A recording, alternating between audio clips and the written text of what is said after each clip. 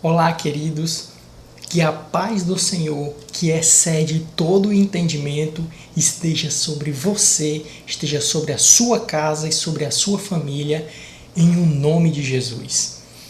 Queridos, hoje nós vamos iniciar nossa quarta aula do tema Unificados na Generosidade.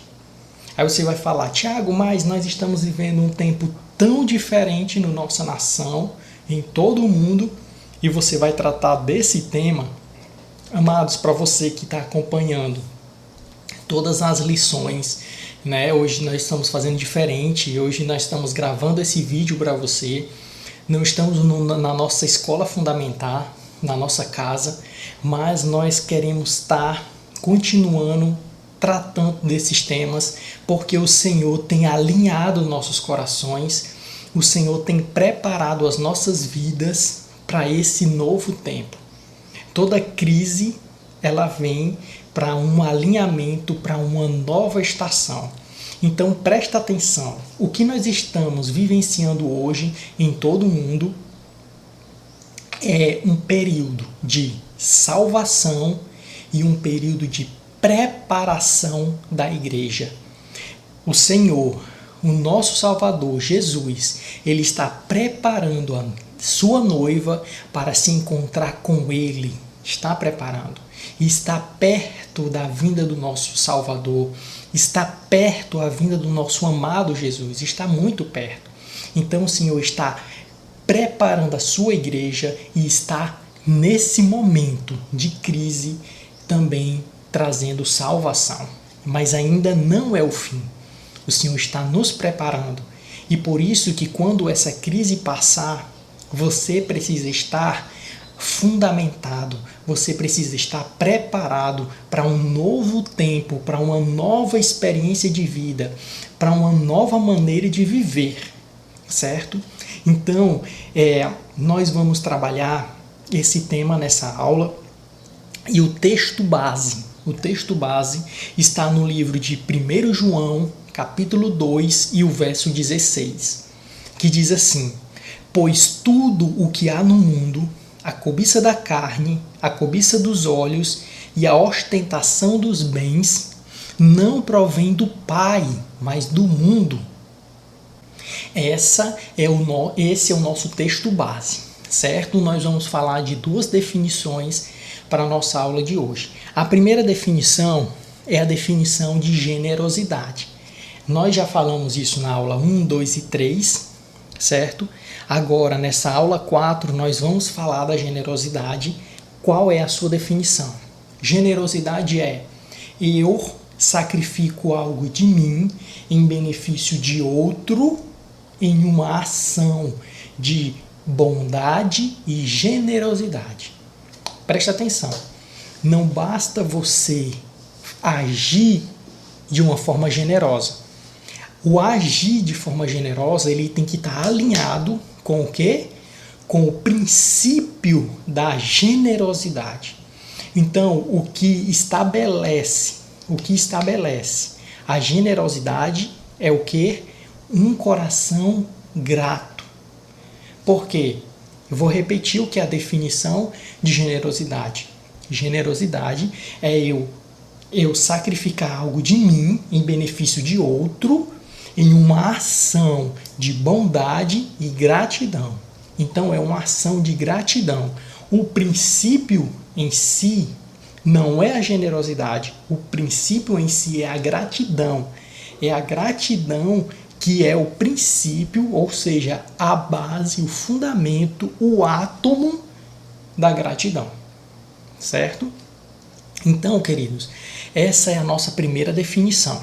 A segunda definição que nós vamos trabalhar hoje é o excesso. Tiago, o que é o excesso?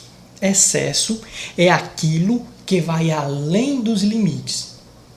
Então, nós temos um limite, tudo que for acima daquele limite é o excesso. Na aula passada, na igreja, eu dei o exemplo de um copo.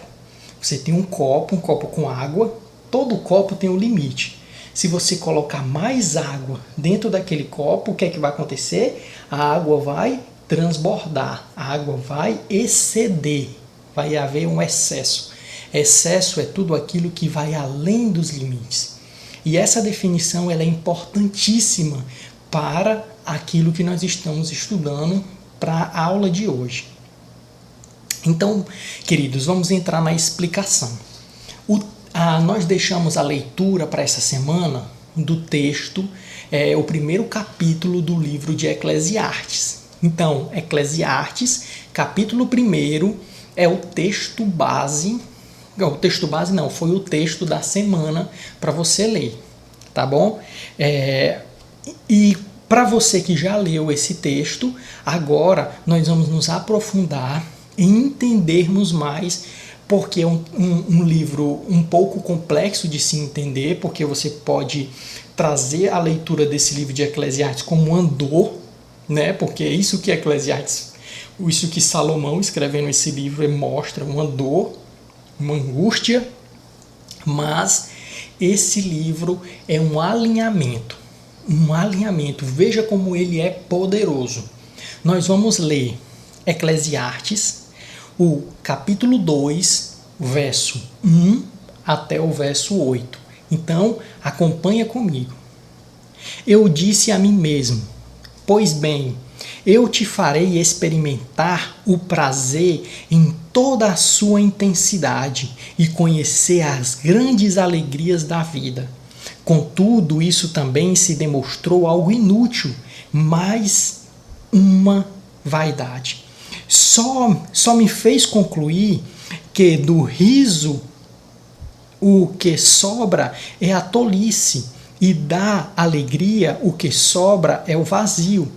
Então decidi entregar-me ao vinho e à extravagância, procurando, entretanto, manter a mente e o coração sobre a liderança da sabedoria. Eu desejava descobrir o que de fato vale a pena. O que de fato vale a pena debaixo dos céus, durante esses poucos anos que o ser humano vive sobre a terra. Depois, concentrei-me no trabalho de dedicar obras magníficas, edificar obras magníficas, construir palácios para mim mesmo e plantei imensos vinhedos. Projetei e mandei construir belos jardins e pomares, e deles plantei todo tipo de árvores frutíferas. Construí grandes reservatórios de água para irrigar os meus muitos bosques verdejantes. Comprei uma infinidade de escravos e escravas, e muitos foram os escravos que nasceram em minhas terras. Além de todas essas criadagens, tive mais bois e ovelhas do que todos os que viveram antes de mim em Jerusalém. Acumulei para mim prata e ouro, riqueza sem contar dos reis e das províncias. Escolhi os melhores cantores e cantoras e servi-me de um imenso harém. Experimentei os maiores prazeres que o ser humano pode sonhar. Queridos, nós lemos esses versículos porque para nós compreendermos o que foi a vida de Salomão. Queridos, quando nós olhamos para Salomão, lendo esse texto, lendo o capítulo 1, capítulo 2, essa parte aqui, nós identificamos o que foi a vida de Salomão. Salomão, ele se entregou em experimentar todas as coisas. Salomão, ele se entregou a buscar o conhecimento, então ele estudou muito, estudou todas as coisas. Depois que ele não estava mais satisfeito com aquilo, ele foi buscar prazeres, ele se entregou a tudo, ele se entregou à bebida, ele se envolveu com muitas mulheres, ele foi tentar todos os prazeres sexuais, ele cansou disso, ele foi construir palácios, foi fazer coisas magníficas, ele fez tudo, ele foi adquirir riquezas, ele fez tudo que qualquer ser humano desejaria. Ele deixa isso claro. Ele fala, eu não neguei nada a mim. Nada. Tudo que eu queria eu tinha. Tudo que eu desejava eu tinha. Todos os meus prazeres e vontades eu busquei. Tudo, tudo, tudo. Eu não neguei nada a mim. Eu fiz tudo o que eu quis. Eu fiz tudo. E aqui é algo muito importante. Quando nós compreendemos isso, nós podemos entender quão profundo esse homem foi nas suas experiências de vida.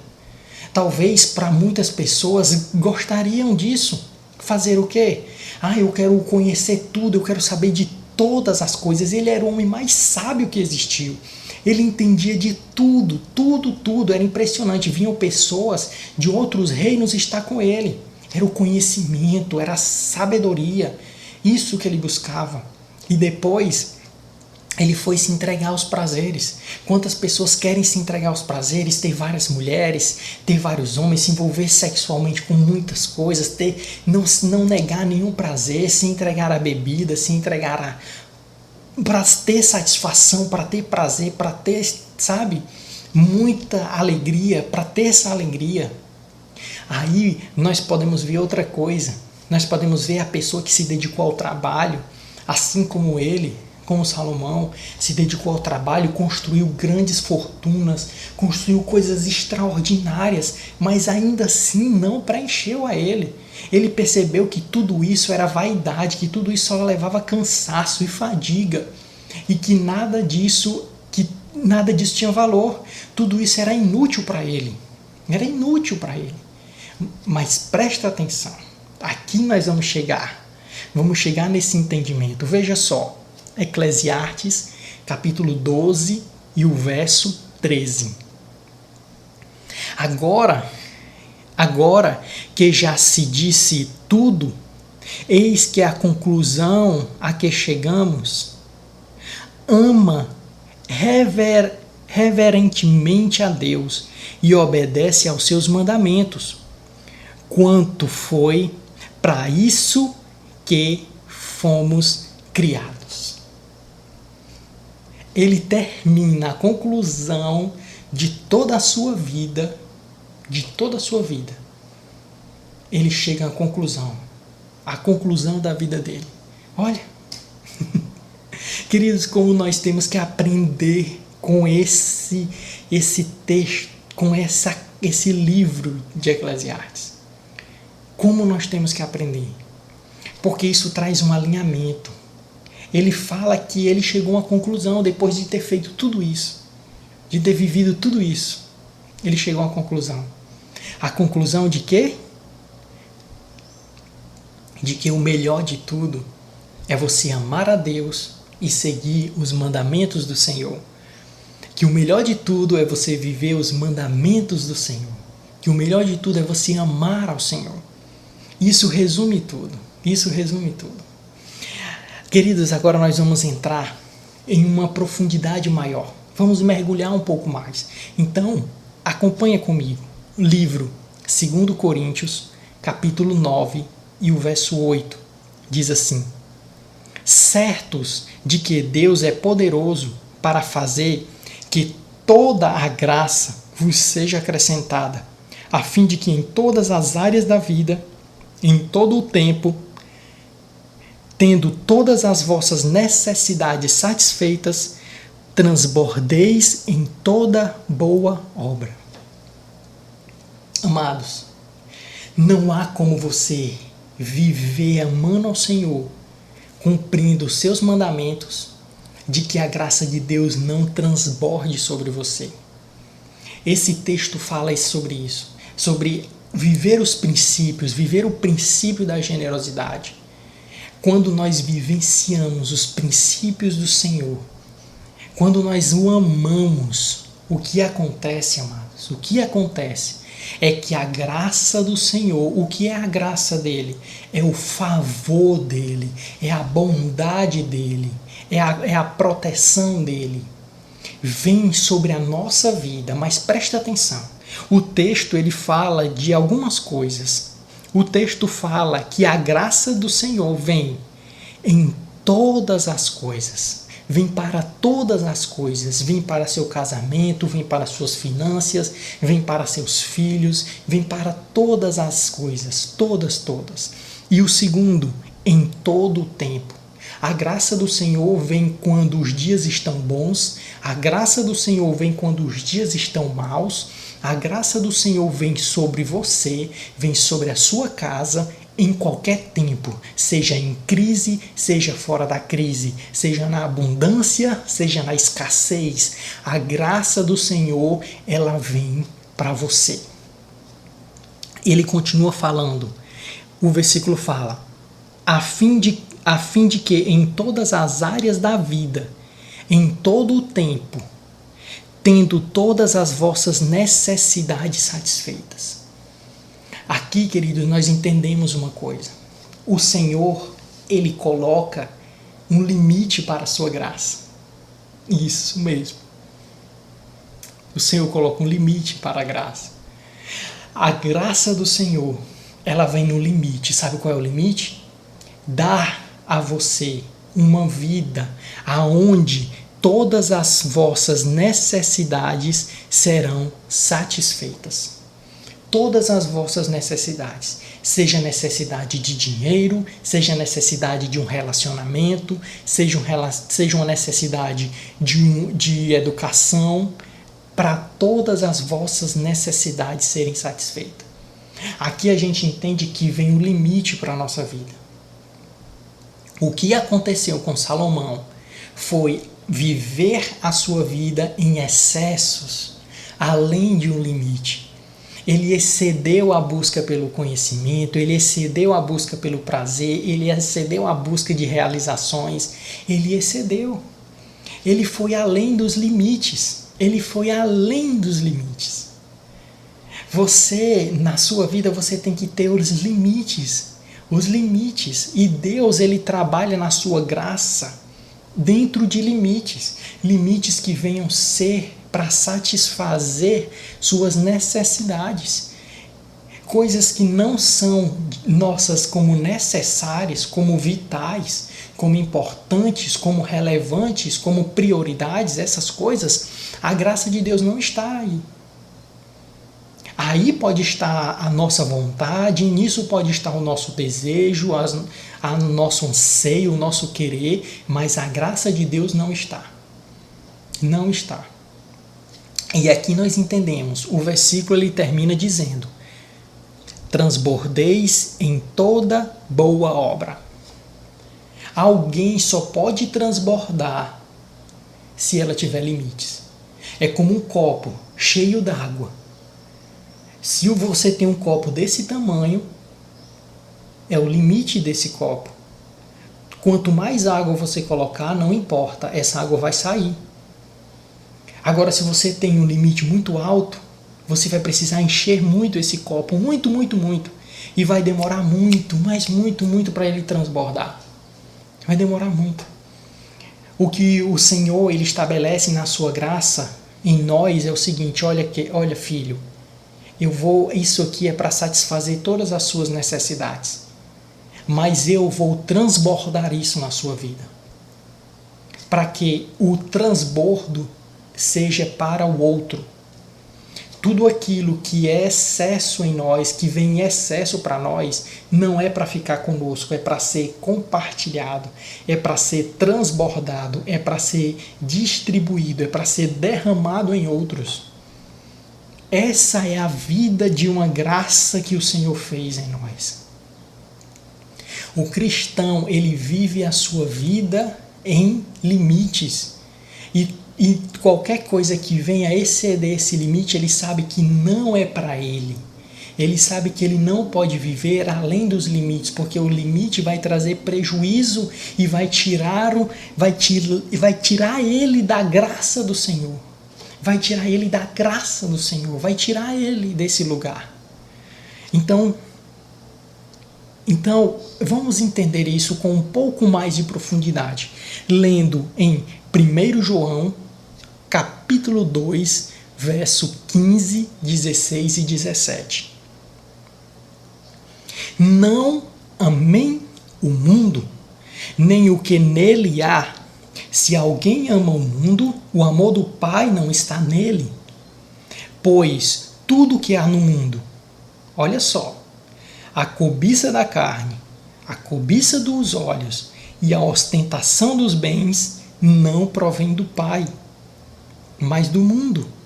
O mundo e a sua cobiça passam, mas aquele que faz a vontade de Deus permanece para sempre.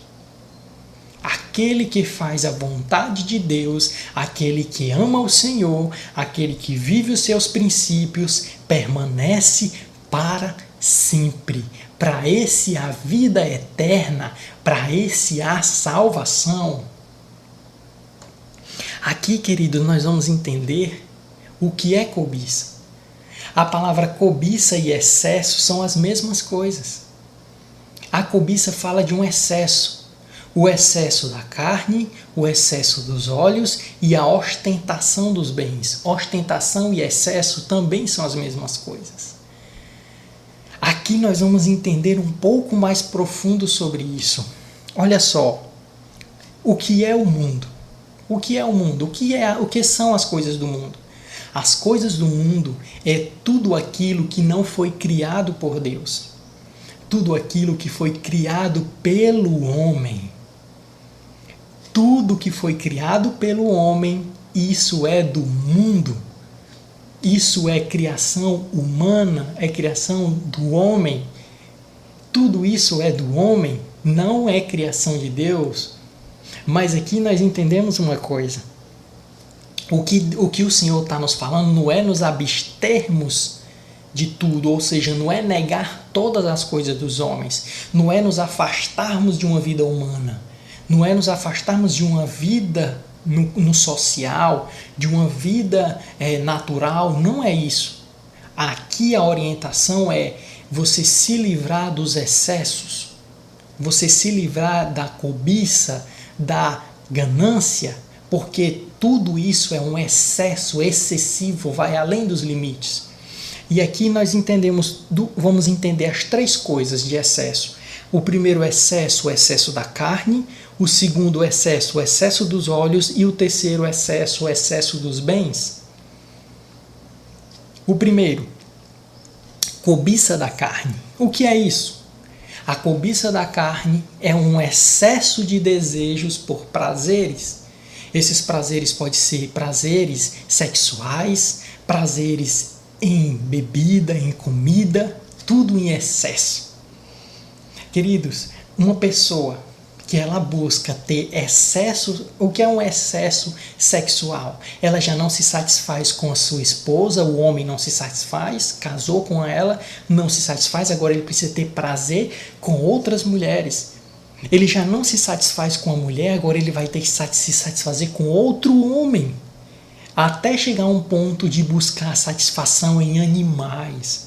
Ou seja, ele já extrapolou todos os limites. Já extrapolou todos os limites, não houve limites para ele. E é por isso que o Senhor nos dá princípios de que você seja marido de uma só mulher. Para que isso seja o quê? Limites para uma vida equilibrada. Outra coisa, vamos falar da cobiça dos olhos. O que é essa cobiça dos olhos? É o excesso pelo conhecimento, o excesso pela sabedoria, por saber mais coisas, e o excesso pela aparência, de demonstrar coisas, de aparentar alguma coisa, excesso. Queridos, não tem problema você cuidar da sua beleza, você se vestir bem, isso é muito bom, mas existem os excessos. Existem os excessos onde a pessoa precisa tatuar todo o corpo para se achar aparentemente bem. Ele precisa fazer várias plásticas no rosto, no corpo, para ter uma aparência melhor, para se aparentar melhor. Não que isso seja errado, não tem problema, mas a questão são os excessos, ali já extrapolou os limites. E esses limites da aparência mostra uma deficiência no coração. Porque quando Jesus ele vem, preenche nosso coração, preenche a nossa vida, nós deixamos de ter excessos, nós dizemos nos limites aonde o Espírito Santo conduz a nossa vida. Nós vivemos dentro desses limites. E isso é precioso demais. Mas também existe o excesso do conhecimento, o excesso do estudo, o excesso de busca por informação, o excesso por estar informado, por saber de todas as coisas. Isso também prejudica. Os excessos prejudicam. Agora nós vamos falar da ostentação dos bens. Isso também diz o quê? Um excesso por acumular coisas. Ele precisa acumular, então ele quer ter sempre o carro mais top, então ele faz de tudo para construir a casa mais luxuosa. Ele não basta ele ter uma casa, ele tem que ter uma casa de praia, uma casa na serra, uma casa no céu, uma casa no inferno. Tem que ter uma casa em todo canto. Por quê? Porque ele quer ostentar, ele quer ter excessos de bens, excesso de coisas. Isso também prejudica. Agora vamos entender uma coisa, queridos. Vamos entender uma coisa. Existem prazeres verdadeiros, existem sabedoria verdadeira e existem bens verdadeiros. Eu não estou falando que você não deve buscar isso. O que você tem que pôr é limites. É limites. O que a Bíblia nos orienta é isso. Ponha limites na sua vida. Ponha limites. Ponha limites. Agora, queridos, nós vamos entender uma coisa. O que é o excesso na Bíblia? Anote isso. Excesso na Bíblia é, número 1, prazeres demasiados. Número 2, conhecimento inútil. Número 3, aparência enganosa. E número 4, consumo para exibição. São essas coisas que mostram excesso, segundo a palavra de Deus. Agora, para nós finalizarmos toda essa explicação, nós vamos ler o livro de Mateus, capítulo 22, versos 26 ao verso 36 ao verso 39. Esse texto é o próprio Cristo, Deus na terra, falando diretamente a nós. Ele diz o seguinte: Jesus foi questionado: Mestre, qual é o maior fundamento da lei? Jesus disse: amarás o Senhor, teu Deus, de todo o teu coração, de toda a tua alma e com toda a tua inteligência. Esse é o primeiro e o maior dos mandamentos. O segundo, semelhante a este, é: amarás o teu próximo como a ti mesmo. Aqui Jesus, ele conclui todos os princípios, todos os mandamentos, ele diz: ame ao Senhor. Queridos, isso fecha o nosso entendimento com o que Salomão falou. Ame ao Senhor. Salomão viveu a vida de excessos. Excedeu tudo isso que nós falamos. Excesso de prazeres, excesso de sabedoria, excesso de aparência, excesso de bens. Ele excedeu tudo. E no final ele viu que a sua vida não tinha sentido, que nada fazia sentido e que tudo era inútil. Porque o excesso produz uma vida inútil. Porque a única coisa que preenche nosso coração, que preenche nossa vida, há uma paz que excede todo o entendimento, é Cristo em nós. É Cristo em nós, é o Espírito Santo em nós, é o Senhor habitando em nossa vida, é o Senhor reinando, colocando limites em nós, e aí nós vivemos a verdadeira abundância, a verdadeira alegria, a verdadeira vida. A vida é Cristo vivendo em nós. Essa é a verdadeira vida. Eu quero deixar uma frase para você e depois nós vamos para as aplicações práticas. A frase é: sem excessos, você é livre para viver o evangelho da graça em plenitude. Você só vai conseguir viver a graça do Senhor, viver uma vida plena no Senhor, se a sua vida não tiver excessos. Sem excessos, quando você tira os excessos da sua vida, tudo que é excesso, quando você tira, agora a graça se manifesta. Agora Cristo se manifesta em você, o reino de Deus se manifesta em você. Vamos para as aplicações práticas. 4. Primeiro, viva em gratidão. Primeiro, viva em gratidão. Segundo, ame ao Senhor. Ame ao Senhor. Terceiro, obedeça os seus princípios. Terceiro, obedeça os seus princípios. E o quarto, viva sem excessos. Viva sem excessos. Agora nós vamos para nosso aprofundamento em casa. Faça durante essa semana. Durante essa semana, faça isso. A leitura da semana está no livro de Eclesiastes, no capítulo 2. Leia Eclesiastes capítulo 2 durante essa semana. E o desafio dessa semana é para você fazer uma lista no papel. Tudo aquilo que está em excesso na sua vida. Faça uma lista de pelo menos 10 coisas que estão em excesso na sua vida, que você está vivendo de uma forma excessiva. Que depois desses ensinamentos, aquilo que você identificou em você, que há excesso. 10 coisas que estão em excesso na sua vida. E depois você envia um áudio para nós compartilhando como foi essa experiência, que na próxima aula nós vamos colocar o seu áudio, você compartilhando a sua experiência desse desafio dessa semana. Tá certo, queridos? Que o Senhor possa abençoar a sua vida, possa lhe dar uma semana muito abençoada e viva a graça do Senhor. Que a graça do Senhor esteja sobre você, esteja sobre a sua casa e sobre a sua família, em o nome de Jesus.